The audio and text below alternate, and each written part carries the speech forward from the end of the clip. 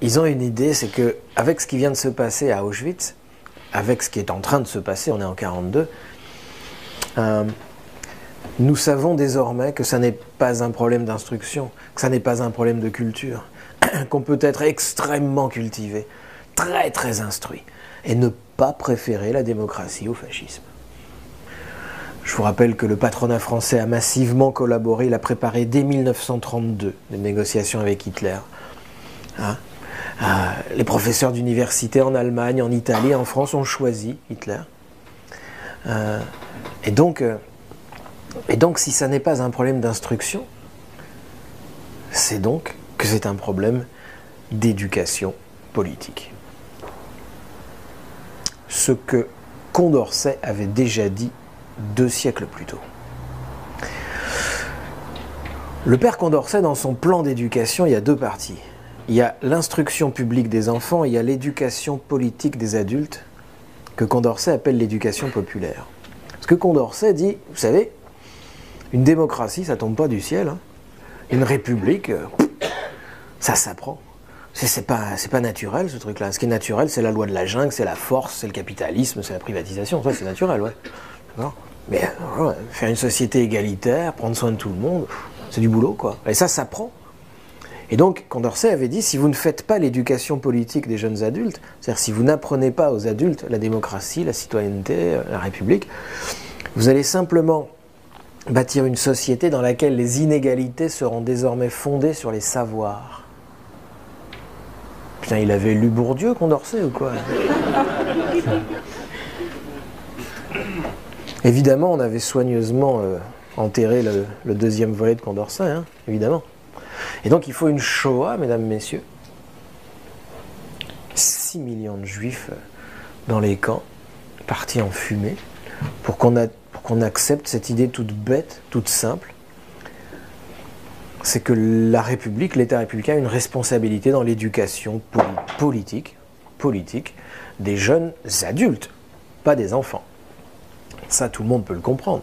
On ne va pas faire de l'éducation politique avec des enfants. Il faut attendre que ce ne soit plus des enfants. Il faut attendre qu'ils aient une capacité de jugement autonome, on dirait aujourd'hui. Okay, il faut attendre que ce soit devenu de jeunes adultes. Et alors, quand ce ne sont plus des enfants et que ce sont devenus des adultes, en 1944, on appelle ça des jeunes. Vous me voyez venir ? Le terme a changé de sens et de nature entre-temps. Si aujourd'hui, je vous dis « jeune », vous entendez des adolescents d'origine immigrée avec une casquette à l'envers, des lacets défaits et qui tiennent un mur, ok ?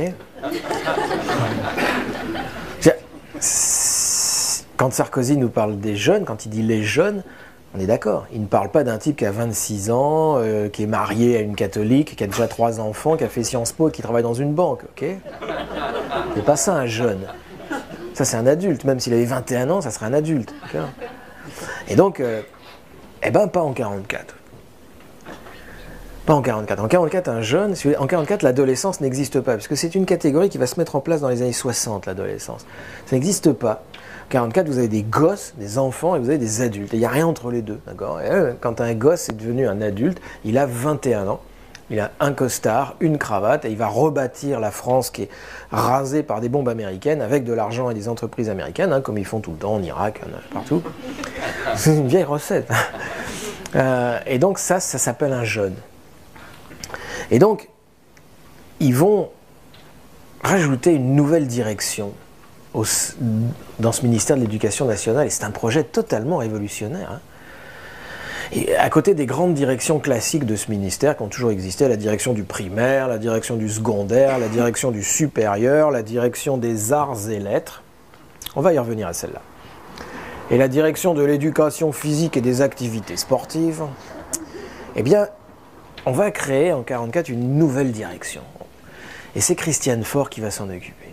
La direction de l'éducation populaire et des mouvements de jeunesse.